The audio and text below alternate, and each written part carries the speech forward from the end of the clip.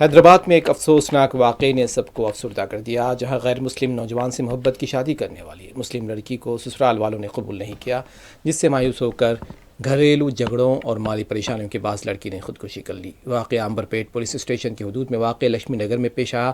Police کا کہنا ہے کہ مہلوک خاتون 29 سالہ آسیہ خان اتر پردیش سے تعلق رکھتی تھی اور گزشتہ 3 برسوں سے حیدرآباد میں کیٹرنگ کا کام کر رہی تھی۔ اسی دوران اس کی ملاقات راجستھان سے تعلق رکھنے والے 21 سالہ پون کاماوت سے ہوئی۔ دونوں نے بین مذاہب شادی کر لی، تاہم شادی کے بعد پون کے گھر والے، جو کہ BHL کالونی میں رہتے تھے یا PHB کالونی میں رہتے تھے، اس رشتے کو قبول نہ کر سکے اور 10 جولائی کو آسیہ اور پون اپنے گھر والوں سے ملنے گئے، جہاں شدید جھگڑا ہوا۔ آسیہ واپس اپنے کرائے کے مکان آ گئی، جبکہ پون وہیں رک گیا۔ پولیس کا کہنا ہے کہ منگل کی دوپہر مکان کے مالک نے پون کو فون کر کے کرایہ ادا کرنے کی یاد دہانی کرائی، جس پر پون نے وعدہ کیا کہ وہ آ کر مکان خالی کر دے گا۔ جب وہ شام کو آسیہ کے گھر پہنچا تو وہ اسے مردہ پایا۔